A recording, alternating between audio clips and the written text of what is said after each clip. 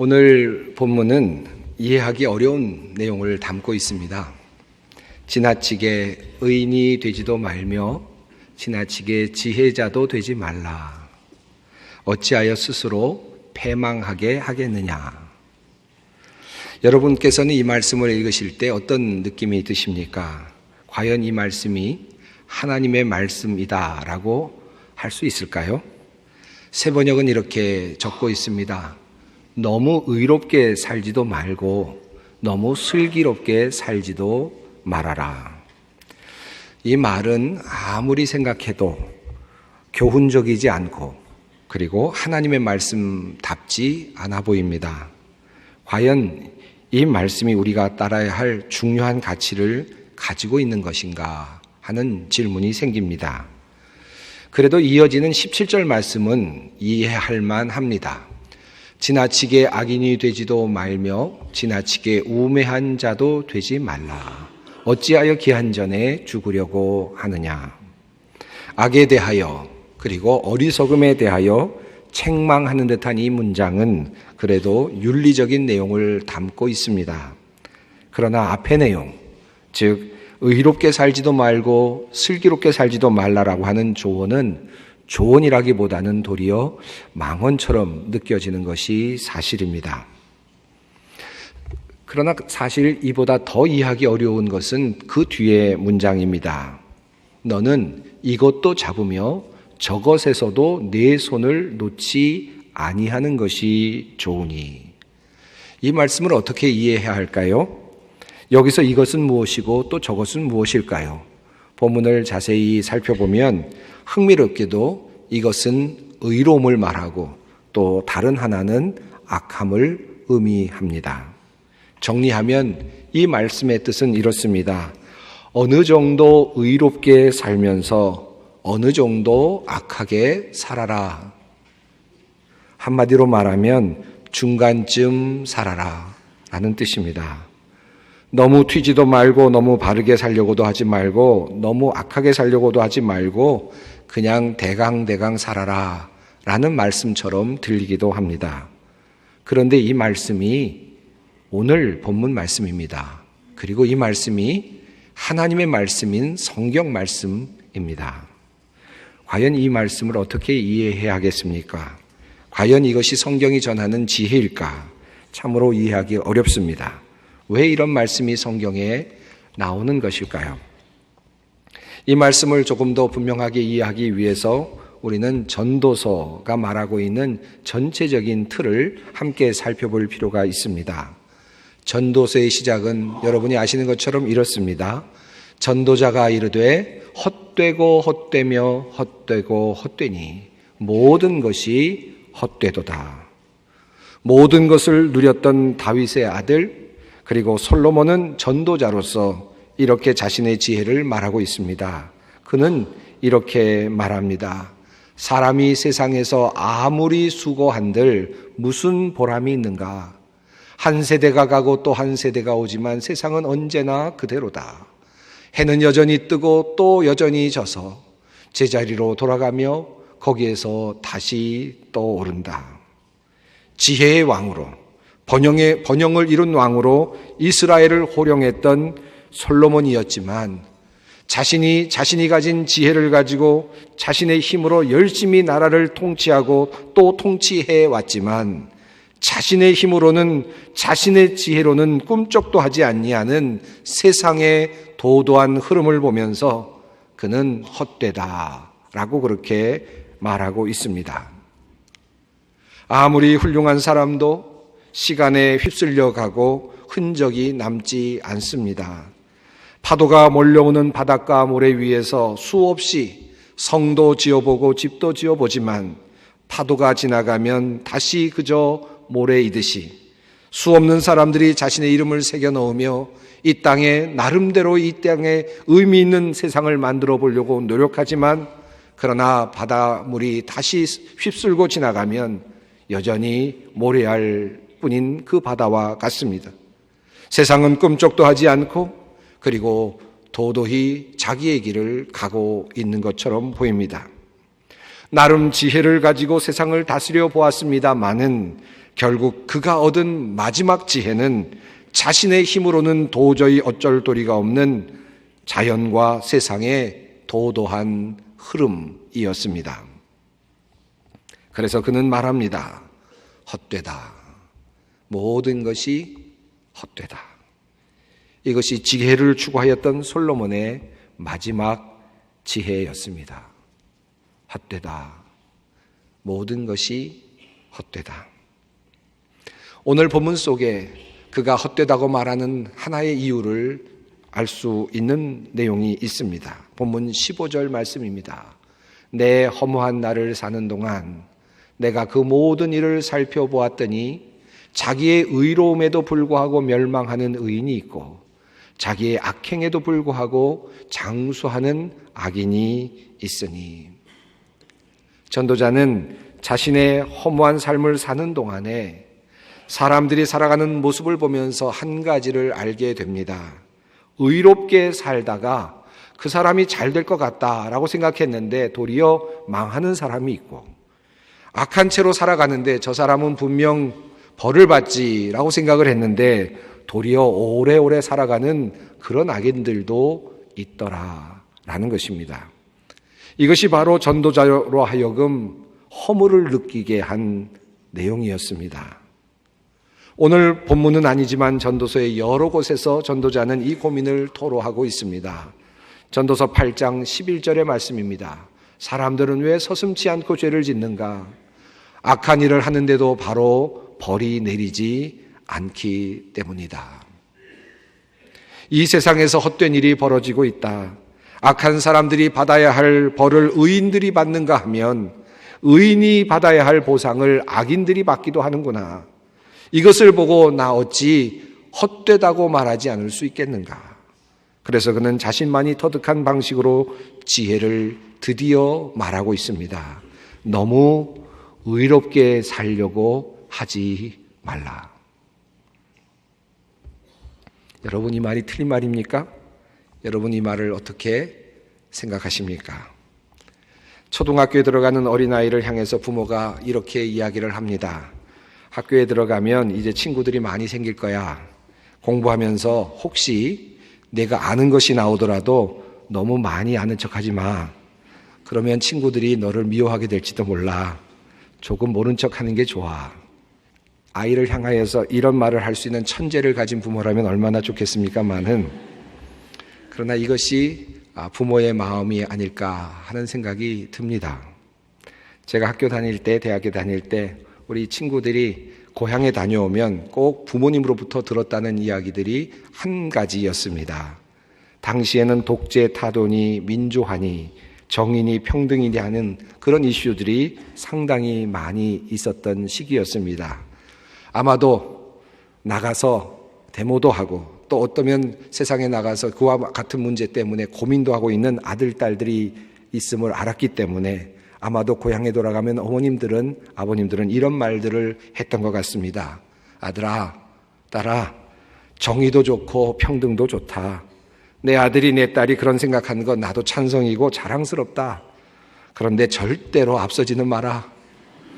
절대로 데모대에 앞장서지는 마라.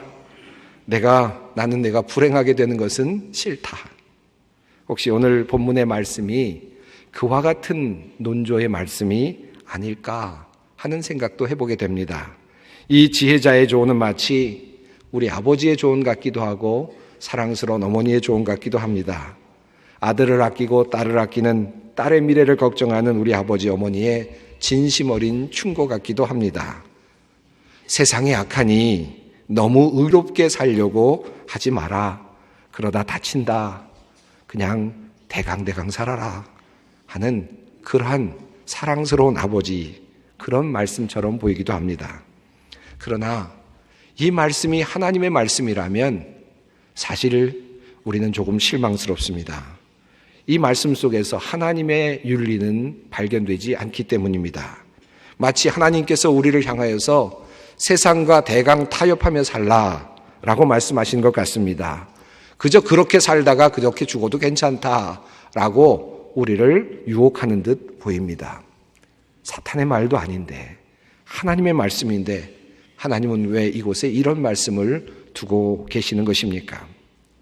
힘을 쓰지 못하고 정의를 구현하지 못하면서도 그저 사랑 가득한 그러나 힘없는 그런 아버지, 어머니의 충고같이 느껴지는 이 말씀을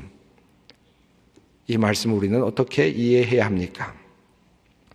사실 우리들의 삶을 돌아보면 어려움을 당하는 많은 의인들을 우리는 많이 보아왔습니다. 얼마나 많은 의인들이 세상을 올바르게 하려고 노력해 왔습니까? 그러나 그들의 힘으로 세상은 사실 그다지 바뀌지 않았습니다. 조금씩 바뀌어 갔습니다. 물론 이 땅의 민주화도 이루어졌고 많은 것들이 바뀌었습니다. 그러나 크게 보면 그 어렵고 힘든 삶을 살아갔던 수많은 의인들의 삶은 종적도 없고 흔적도 없어 보입니다. 우리는 비리를 보다 못하여 그것을 고발한 고발자들을 알고 있습니다. 그리고 그들의 이후의 그 힘든 삶을 알고 있습니다. 정의를 외치던 사람들이 받았던 고난을 우리는 보아왔습니다. 무서운 정치 세력 앞에서 그들의 죄악을 적시하며 홀로 섰던 외로운 투사들의 그 피폐한 그 이후의 인생을 우리는 너무나도 많이 목도하여 왔습니다. 그래서 우리는 이렇게 말할 수 있습니다. 차라리 건드리지 마라. 너무 의롭게 살려고 하지 말라. 그냥 대강 살아라. 타협해라. 라는 이유로 그런 말처럼 들릴 수도 있습니다. 그러나 분명히 이 성경 말씀은 그러한 뜻은 아닙니다. 과연 그렇다면 이 말씀은 어떤 뜻이겠습니까? 그냥 사랑 넘치는 부모님의 어떤 이야기가 아니라면 도대체 이 말씀은 어떤 뜻으로 이해해야만 하겠습니까? 오늘 본문에 들어있는 이 비윤리성을 어떻게 우리는 해석할 수 있을까? 이 본문에 대한 고민과 연구를 하면서 우리는 본문의 마지막에 있는 문장에 주의 깊게 우리의 관심을 두게 됩니다. 이 문장은 이렇습니다. 하나님을 경외하는 자는 이 모든 일에서 벗어날 것임이니라. 사실 이 번역은 정확한 의미를 담고 있지는 못합니다. 이 말씀을 조금 더 명료하게 해석한 새 번역은 이렇게 설명하고 있습니다. 하나님을 두려워하는 사람은 극단을 피한다. 하나님을 두려워하는 사람은 극단을 피한다. 극단을 피하는 이유가 무엇입니까? 하나님을 두려워하기 때문이라는 것입니다. 우선 우리가 악을 피해야 하는 것은 이해하기 쉽습니다. 너무 악하게 살면 안 되지요. 하나님께서 계신데 어떻게 악하게 살 수 있겠습니까? 그러니 하나님을 두려워하는 사람이라면 하나의 극단, 악한 삶을 살아서는 안 됩니다. 그러면 너무 의롭게 사려는 사람은 하나님을 두려워하지 않는 사람입니까? 오늘 본문상의 흐름을 본다면 그렇습니다. 어떻게 의롭게 살려는 사람이 하나님을 두려워하지 않는 사람이 될 수 있습니까? 이것은 참으로 해석하기 어렵습니다만은 그러나 이 말씀은 이후에 나오는 다른 말씀과 연결해 볼 때 보다 더 명료해집니다. 20절 말씀입니다. 좋은 일만 하고 잘못을 전혀 저지르지 않는 의인은 이 세상에 하나도 없다. 이것이 단서입니다. 지혜자는 의인이 없다는 사실을 알고 있습니다. 어느 누구도 완벽하게 의인이 될 수 없다는 사실을 인지하고 있습니다. 그럼에도 불구하고 사람들은 의를 추구합니다. 바름을 추구합니다. 정의를 추구합니다. 의를 쟁취하려고 합니다. 그러나 그 의는 우리가 도저히 쟁취할 수 없는 의입니다. 의롭게 살지 말라는 말은 그러므로 이런 뜻을 담고 있습니다. 자신을 의롭다고 여기지 말라. 내가 의로운 일을 하기 때문에 내가 의로운 사람이라고 착각하지 말라라는 뜻입니다. 우리는 의로움을 만들어가는 그 의로움 때문에 내가 의롭다고 착각할 수 있습니다. 그러나 그렇지 않다는 것입니다. 어느 누구도 의로운 사람은 없기 때문입니다. 비록 우리가 이 세상을 온통 의로움으로 만들어낸다 할지라도 내가 의롭지 않기 때문에 이 세상은 나 때문에, 내가 의롭지 않은 나 때문에 의롭지 않은 세상이 될 뿐입니다. 그것을 성경은 우리들에게 이야기하고 있습니다. 의롭게 살려는 사람은 어떤 사람입니까? 자신의 의로움을 통하여 정의를 이루고자 하는 사람입니다. 이 사람에게 사실은 하나님이 필요 없을 수도 있습니다. 왜냐하면 그 정의가 하나님을 대체하고 있기 때문입니다. 의로운 일이 하나님이 되기 때문입니다. 정의가 하나님을 대체하기 때문입니다. 그의 모든 신념이 하나님을 대체하기 때문입니다. 그러므로 그들은 그것을 이루어내는 것을 모든 것에 초점을 두게 됩니다. 그러므로 성경은 말합니다. 하나님을 두려워하는 사람은 이 두 가지를 피한다라고 말입니다. 우리는 바리새인들을 알고 있습니다. 그들은 참으로 의롭게 살려고 노력했던 사람들입니다. 나름대로 규칙과 그리고 율법을 따라, 아니 보다 더 구체적인 규율을 따라서 안식일도 지키고 부정한 것도 만지지 않는 나름대로 매우 의롭게 살려는 그런 사람들이었습니다. 그러나 우리 예수님께서는 그들을 매우 크게 책망하셨습니다. 그들에게 의로움을 향한 고집은 있었지만, 정의를 향한 나름의 고집은 있었지만 하나님께서 거하실 장소가 없었던 것입니다. 이것이 문제였습니다. 우리는 종종 우리들의 삶 속에서 그와 같은 경우를 보게 됩니다. 완벽함을 추구하는 사람들이 참 많습니다. 완전함을 추구하는 사람들이 참 많습니다. 완전한 아내, 완전한 남편, 그런 남편이 되려고 노력하는 분들도 많이 봅니다. 어떤 가정을 보면 정말 보기에도 완벽한 남편의 역할을 하는 사람들이 있습니다. 보기에 완벽한 아내의 역할을 하는 사람들이 종종 있습니다.